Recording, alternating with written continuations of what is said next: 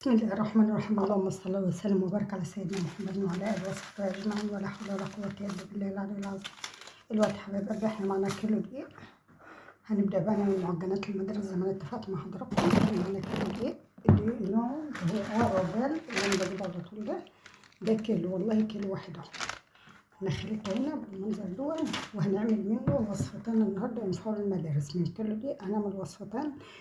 ممكن انت تمشيها حلواني كده لو عندك عائلة، ممكن يكفوك اسبوع، ممكن يكفوك 3 4 ايام، ممكن يكفوك 3 ايام. 3 ايام ممكن يكفوك 10 ايام، على حسبك انت وعلى حسب بيتك وعلى حسب ما بتمشي نفسك وعلى حسب ما بتدي لاولادك. يلا بينا نشوف اول وصفة احنا نعملها ايه من الكيلو دي. هنجهزها وندخلها الفرن، وبعد كده نشوف احنا هنعمل ايه تاني. اول وصفة معانا هعمل لهم كيكة، بس هنعملها في قوالب الكب كيك. احنا معانا بيضة واحدة خلاص اهي بالمنظر ده. دي بيضة برضك احنا مش عايزين حاجة تبقى تكلفتها كتير. ليه؟ لانك انت لو كلفتي يبقى انت كده ما وفرتش كتير. احنا هنعمل بيضة واحدة هي. هننزل على البيضة بمعلقتين خل، معلقتين 2 خل. هننزل على كيسين فانيليا، ده واحد وده التاني.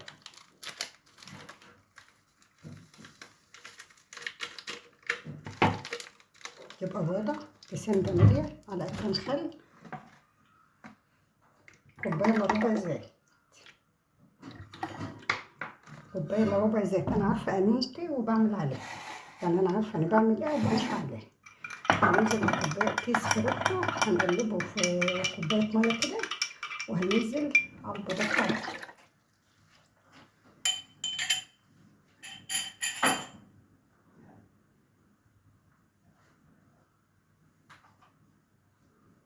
هننزل عليهم بقى بكوباية سكر من الكوباية المعيارية دي. كوباية سكر، هي كوباية بالظبط. يبقى احنا معانا كوباية سكر، معانا بيضة، كيسين فانيليا، معلقة خل، معلقتين خل عشان نبقى مع بعض كده. معلقتين خل، معانا كيس فريتو قلبناه في كوباية مية، معانا كوباية سكر اللي هي الكوباية المعيارية، أكبر كوباية في الكوباية المعيارية. هناخد كل دول من الخلاط ونرجع لكم تاني. أول ما ضربتهم بقى في الخلاط كده بالمنظر ده، هننزل بالخليط بتاعنا السائل كده كله. حاولي تنزلي كل حاجة لأن دي مقادير.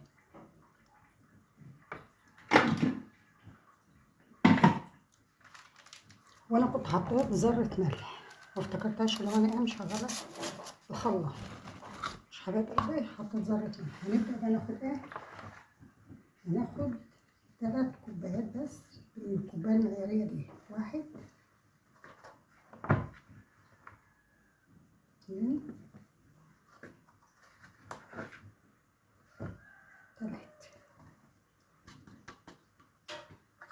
ننزل بكيس بيكنج باودر، كيس كده.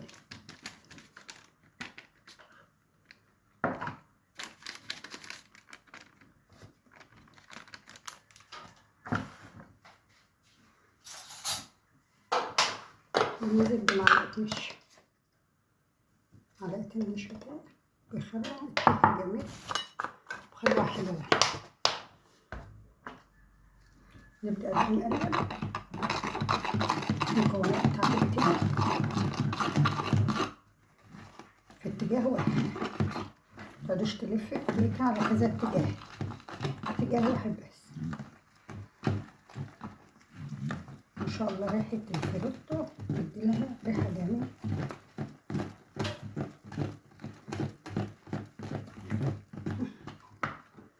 تقلبي فيها كده لحد ما العجينة بتاعتك تتجانس. انا حسيت ان هي تقيلة، ممكن تحط لها ربع كوباية بس مية. يعني انا حاسة ان هي تقيلة سنة، فانا عندي هنا كوباية واحدة لبن، هاخد منها يعني معلقتين بس لبن، معلقتين بس لبن، لان هي العجينة بتاعتي حلوة. دي بالنسبة لأول وصفة من الكيلو دقيق.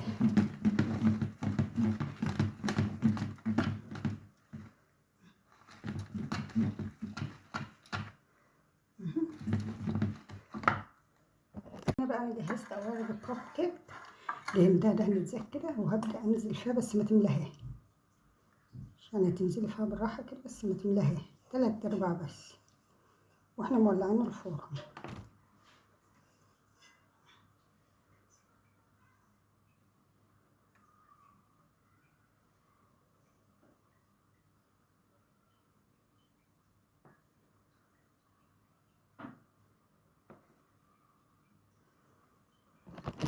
هنا بما اننا بقى عملنا بسم الله ما شاء الله بتاعة الكب كيك بالمنظر ده كده اهو، وهنا بقى معايا عجين، بقى معايا خلطة من الكيكة دي هعملها بقى في القالب ده حضراتكم عارفينه اهو، بحيث برضو بتدي شكل حلو كده لولادنا، وانتوا بتقطعيها هيبقى شكلها حلو.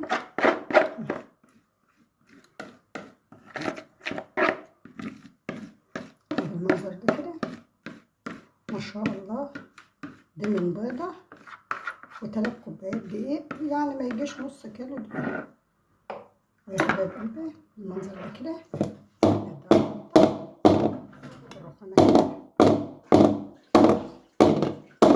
وندخل بقى ديت وديت التلاجة، وهنشوفهم اول ما يطلعوا هيبقى شكلهم بقول التلاجة.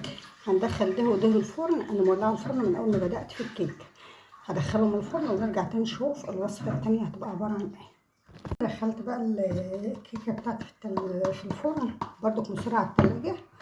نرجع بقى للوصفة بتاعتنا التانية، وهي هتبقى عبارة ثواني كده، وهي هتبقى احنا معانا بقية الكيلو دقيق. هننزل على الكيس خميرة، ده كيس خميرة،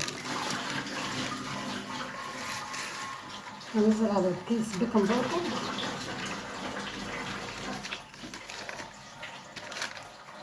كيس خميرة وكيس بيكنج باودر، هننزل عليه بظرفين فانيليا.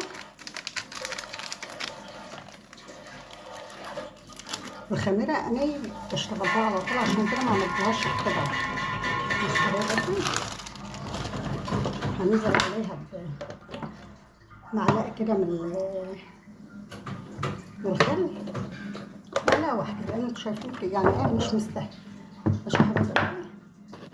هننزل عليها بذرة ملح، دي ذرة ملح، وهننزل بمعلقتين من السكر، معلقتين سكر، 1 2. ده سكر ناعم، عشان كده ايه احنا يعني عملنا ده. يبقى احنا معانا دقيق الكيلو دقيق، عليه بيكنج باودر، عليه باكو خميرة، عليه 2 فانيليا، عليه معلقة خل، ملح، ذرة ملح، عليه معلقتين من السكر. هبدأ بقى اقلب دي كده الأول مع بعض كده.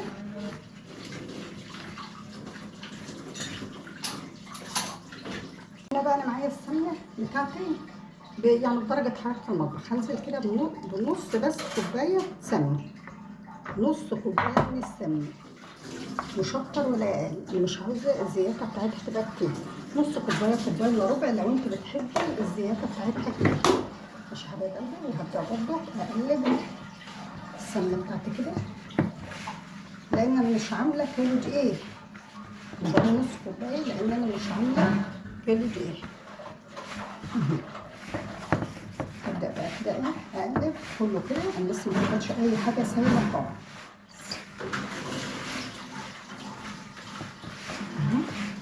بالمنظر ده كده تدخلي بقى ايه حاجات بعضها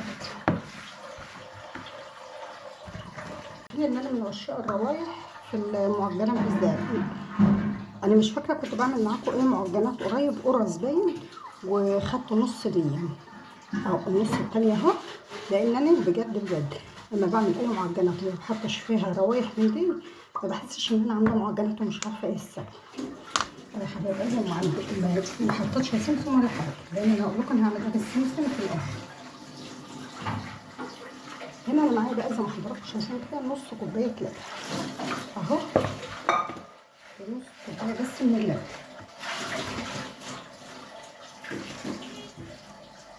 دي مش كل الثواني، انا هكمل بميه.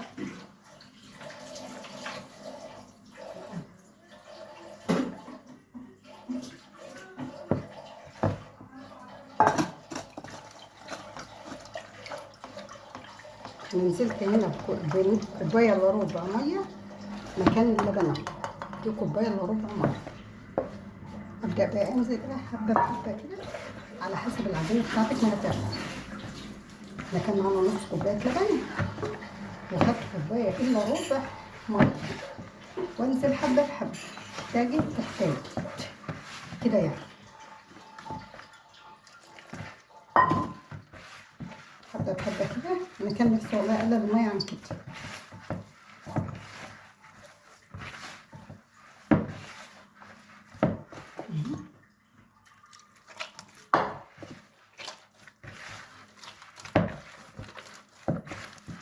انا معاكم اهو ما فصلتش عشان انتوا تشوفوا العجينه بتاعتنا للاخر.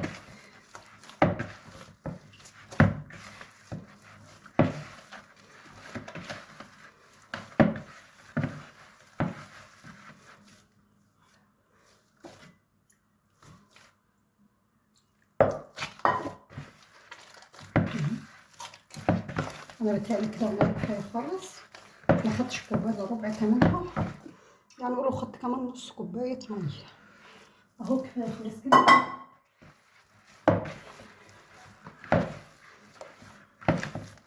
عشان امشي ايدي بعمل العجينه انا هنزل بمعلقتين زيت، معلقتين بس زيت اهو.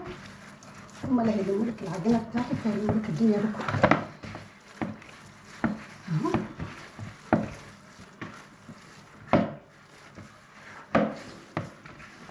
ما شاء الله العجينه جميله، عجينتنا حلوه عسل اهي.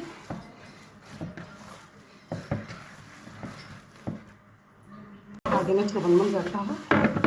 هسيبها بقى ايه تريح، مش كتير، مش هخمر. انا مش هخمرها بالوضع ده كده. انا بس هسيبها ترتاح لحد ما اجهز ايه حاجتي واطلع بقى بره من المطبخ اشكلها بره.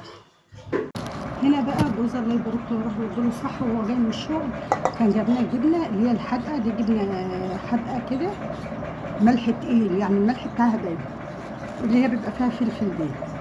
فانا قلت بما ان عندي جبنه حادقه اعمل بقى شويه معجنات عشان ابني وبنتي ياخدوا منها بكره وهم رايحين. تعالوا بينا بقى اقسم بقى العجينه بتاعتي دي وتبداوا نبدا نشوف احنا هنشكلها ازاي. هنا بما ان بقى خلصت العجينه بتاعتي كلها كده وشكلتها بالمنظر ده، هبدا بقى هنا اعمل ايه، انا دهن الصواني بتاعتي زيت. انتوا ممكن ما تدهنوهاش لان احنا معانا الماده الدهنيه كافيه خالص. مش حبايب قلبي، هتبداي بقى ان انت تاخدي اول حاجه شكلتها كده وتفرديها بالمنظر ده كده. ما تخنيهاش قوي، يعني ما تخليهاش تخينه، تخلي السمكها تخين قوي بحيث ان انت هتعمليها زي سندوتش كده ما تبقاش تخينه معايا.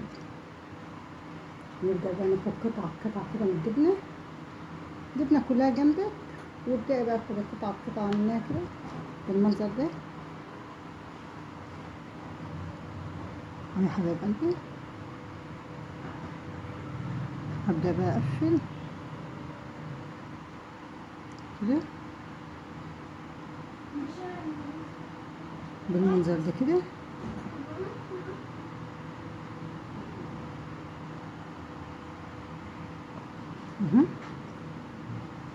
نقلبها بقى على الجهه ديت ونبدا نقفلها قفله حلوه كده. هيبقى سندوتش جبنه بس في نفس الوقت مقفول ومحشي جاهز اهو بالمنظر ده كده اهو.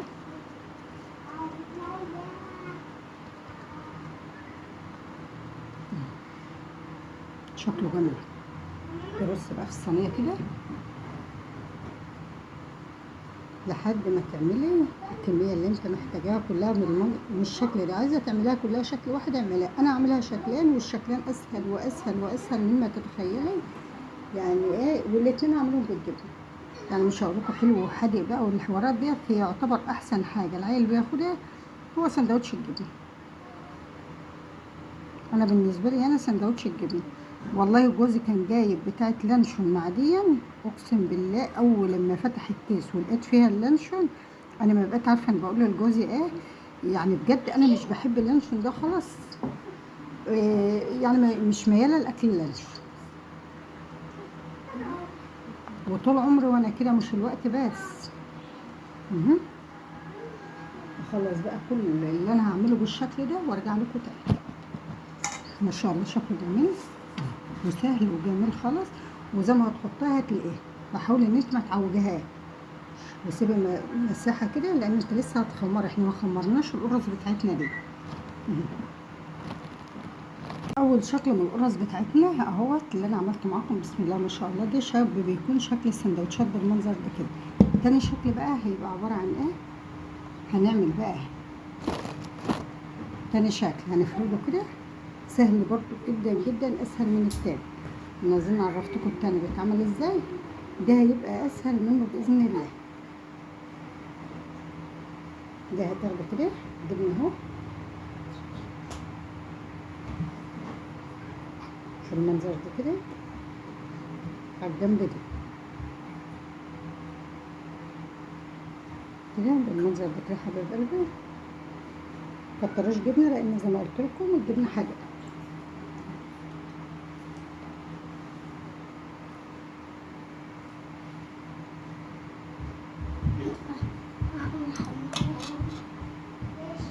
الجبنه حادقه بالمنظر ده كده. وتتندي بقى كده وهتنزلي بالشوكه كده اهو. احنا نقفل بالشوكه. هتدي معاكي شكل، وفي نفس الوقت شكلها بيبقى جميل بالمنظر ده كده. وسهله خالص معانا اهو بالمنظر ده. تك بس كده اهوت على الجبنه عشان تنيمي اهو بالشوكه. بتقفلي بالشوكه اهو. هتدي شكل جميل قوي معاكي. وفي نفس الوقت سندوتش جاهز برضو بالمنظر ده. الحشوات اللي معانا بتبقى على حسبك انت، على حسب اللي ولادك هياكلوه، على حسب اللي مقدرتك قبل ولادك، على حسب مقدرتك انت. ماشي حبايب قلبي. خلص برضو كده بالمنظر ده اهو. قطعة الجبنة بالمنظر ده كده.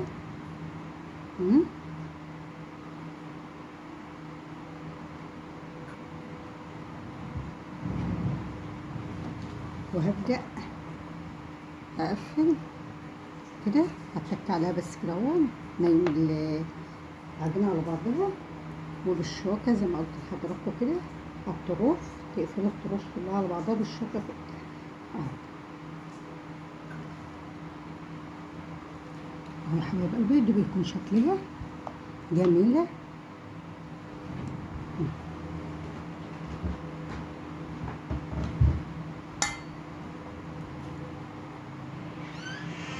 سهلة وحلوة كده بالمنظر ده كده اهو. تخلصي بقى الكمية اللي عندك بالمنظر ده لحد ما تخلصي القرص بتاعتك كلها. السمنة حبايب قلبي الكيلو الدقيق بتحط عليه كوباية الا ربع سمنة. ماشي. كيلو الدقيق تحط عليه كوباية الا ربع سمنة. انا يعني حطيت قولوا نص كوباية سمنة، لان انا زي ما انتوا عارفين ان انا حتى عملت منها الكيك اهو. قومي شجعي واعملي لاولادك كل اللي نفسهم فيه. اللي هيروح الاثنين، في اللي هيروح الاثنين، وفي اللي هيروح بكره وكده يعني، وفي اللي هيروح الثلاث يعني، في اللي هيروح يوم الثلاث اللي هم تالتة اعداد. فانتي اشجعي وقومي اعملي في بيتك كيلو الدقيق. والله ما هياخد منك حاجه، وهو في بيتك. وانت لو النهارده مثلا يعني يوم زي النهارده كده احنا عاملين بطاطس، رز وبطاطس كده، مقطعه بطاطس قطع صغيره خالص، ومقلبها في الرز وعاملاها زي رز بالبطاطس كده، مدفون البطاطس، وعاملاه بيض، وعاملاه بتنجان ومخلل وسلطه وفضينا الليله. ليه؟ لان انا قبل ما بقعد لازم انا اجهز الغدا، بحيث ولادي اي حد يخش يكون الغدا جاهز، اغرفوا وكل. هما بقى بيجهزوا وياكلوا طالما الحاجه جاهزه. انها مش تقعدي بقى كده وتسيبي بيتك من غير اكل. لا اوعي. جوزك يخش، ابنك يخش، بنتك تخش، لا بيتك الحمد لله انا بيت مستور وفي الخير. فخلاص بقى هما يعملوا وياكلوا، يتعاملوا بقى مع نفسهم بقى، طالما ان انت اليوم زي ده مشغول. والله وكان عندي غسيل برضو الصبح، الغسالة بتاعتي يا حبايب قلبي بعافية باظت المنشفة، وبقيت اعصر كده هو تروخر الشارع، كان تحت كله مية من الهدوم بتاعتي. اضطريت ان انا اصحى بدري بحيث ان انا الم الهدوم بدري، لان انا مبحبش هدومي تبات على الحبال. والحمد لله زمان الهدوم نشفت، وعملت حبل فوق في وسط السطح كملت عليه الهدوم برضو. قلت بحيث ان انا الم النهارده كل هدوم. عم بقى اتصل على الكهرباء، بيجي هنا البيت بيصلح لنا، واحد صاحب اخويا وكده بيجي البيت هنا يصلح لي، الله يبارك له وكتر خيره. خلص بقى كل اللي معايا دي ونرجع تاني. ودي هي الصينيه التانية يا حبايب قلبي اهو، زي ما حضراتكم شايفين كده سندوتشاتنا جاهزه برضه هي كده بقى، بتتحط في اللانش بوكس. السندوتش محشي جاهز ما شاء الله، لما يطلع من الفرن بقى هوريهالكم. عملت من اللي هي السندوتشات دي صينيه، وعملت صينيه من دي. هما جم صينيتين، يعني قولوا نص كيلو عمل صينيتين، اي يعني وحش مش وحش. نص كيلو ده ب10 جنيه، ده هم هتجيبيه مش ب18 جنيه زي ما انا بسمع وكده. يعني لو ب18 جنيه يبقى الكيلو ب9 جنيه. يوم ما هتجيبها ب9 جنيه بايه، وهتكلفها عليه وكيس بيكنج باودر ب3 جنيه وشوية خل وشوية سكر وكيس خميرة، برضك عمرك في حياتك ما هتروحي للكتير. ومهما كان برضك في بيتنا احسن. وشوفوا ما خدتش من الجبنة حاجة اللي حتى صقنانة خلاص هيان. يلا حبايب قلبي اسيبها تخمر شويه ونروح نشوف الكيكه بتاعتنا. يا رب يا حبايب قلبي الفيديو بتاعنا يعجبكم، ودي تشجيع تشجيع كده يعني، عشان ان احنا نتوكل على الله، نقوم من مكاننا نعمل لاولادنا اي حاجه تفرح. والله بنت راحت درس دلوقتي زي ما انكم شايفينها، رايحه جايه كانت بتلبس راحت درس، تقول لي فكرتني يا ماما باللي انت كنت بتعملوه لنا، وفرحانين حاسين بجو المدارس. دي يعني هيبقى سندوتش جاهز كده. الغلطة الوحيدة في العجينة بتاعتي دي ان السمنة جت زي ده سيك اهو. شوفوا السمنة نازلة من الدقيق، وبرضك مش وحشة، بتدي طعم حلو للقرصة وكده. يلا نقوم نشوف القرص بتاع الكيكة بتاعتنا. شوفوا يا حبايب قلبي الكيكة بتاعتنا عسل عسل عسل اهي. شوفوا بسم الله ما شاء الله. شوفوا بنتي بقى الله يسامحها، قلت لها خلي بالك من الفرن عشان الكيكة ما تحمرش قوي، لان انتوا عارفين انا كنت قاعده بغرز في المعجنات. قالت لا يا ماما مش حمرا ومش حاجه اهو. شوفوا احمرت والله منها قوي بالمنظر ده الوش. بس شوفوا هي من تحت عسل عسل عسل عسل عسل بالمنظر ده جميله. ما اقولكوش بقى على شكلها وعلى ريحتها ما شاء الله جميله يا حبايب قلبي بالمنظر ده اهو. جميله خفيفه وهشه وفي منتهى الجمال. هفرطها لما نروح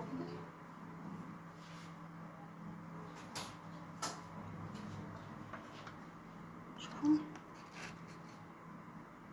من هشة وجميلة وكلها ما شاء الله. شوفوا الكيكة من جوه جميلة جميلة جميلة. وده بالنسبة بقى للكب كيك بتاعنا. والكيكة معلش اللون بس احمر شوية، وبالنسبة للصينية هي محمرتش قوي، هي يمكن اتلبخت في الصينية وسابت الباقي. دي بالنسبة للكب كيك بتاعنا وللكيكة اهي حبايبي بالمنظر الجميل معاكم ده. وانا وريتها لكم من جوه هي دي في منتهى الجمال.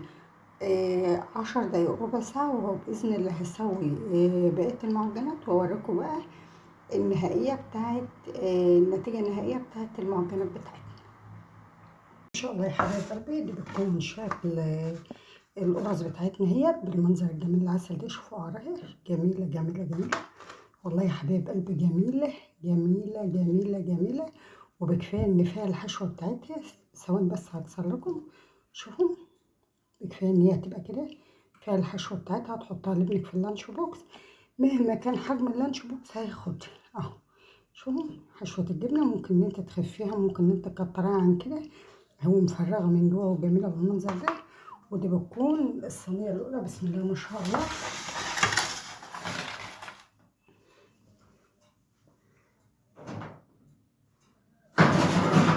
ودي بتكون الصينيه التانيه. عسل عسل عسل عسل عسل عسل جميله يا حبايبي برضه عسل. يا رب حبايب قلبي الفيديو بتاعنا يعجبكم بجد بجد. المعجنات بتاعتنا النهارده بتتكلم عن نفسها. شو بسم الله ما شاء الله عسل هي بس العيب الوحيد اللي فيها اللي جت سمنتها كتيرة شوية. وهنا بكون بقى عملت كب كيك وكيكة العسل بتاعتنا دي. شوفوا انا قطعت الكيكة، استنى خلاص الصينية لان الصينية دي سخنة اوي. شوفوا انا قطعت الكيكة بتاعتنا اللي هي دي. شوفوا عسل عسل. قطعت صينية الكيكة بالمنظر ده. ودي بقى يا حبايب قلبي من كيلو دقيق، خلينا واضحين كده، من كيلو دقيق عملنا صينية الكب كيك والكيكة العسل ديت لهم للمدارس، وعملنا صينية المعجنات العسل دي. شوفوا ما شاء الله عسل، مش عارف دي بالذات بقى مش عارفة امسك. ودي ما شاء الله هي عسل عسل. شوفوا الجبنة، شوفوا شكل الجبنة فيها تقولوا بوريك. والله والله طعمها احلى من البوريك اللي احنا بنشتريه من، هو ناقصها بس معلقة صلصة او معلقة كاتشب وكانت تبقى بوريك. اهو يا حبايب قلبي كده بكون خلاص الفيديو بتاعنا خلص. لايك واشتراك في القناة، ويا رب الفيديو بتاعنا يعجبكم، والسلام عليكم ورحمة الله وبركاته. كل سنة وحضراتكم طيبين ومتشجعوا واعملي. وممكن برضك يوم تعمل لهم يكون جايلك العيش بتاع الداعم اللي هو بتاع بطاقة التموين، يكون جايلك طازة، تطلعي كيس فول من اللي انا كنت عاملاه معاكم وتعمل لهم سندوتشات فول وسندوتش جبنة. احنا كده كده زي ما انا قلت لكم عندنا جبنة. يوم تعملي سندوتش جبنة وسندوتش فول لما يكون جايلك العيش طازة. وده بسم الله ما شاء الله. ممكن تبقى تعملي كده على حسب الكمية، بس تخففي النص الكيلو دقيق لكوباية الا ربع سمنة. انا حطيت له لكيلو واخده منه الا 3 كوبايات، حطيت له نص مج سمنه لما جه كتير، بس مش وحشه برضه، جميله جميله. اروح بقى افتح الباب، والسلام عليكم ورحمه الله وبركاته، مع السلامه.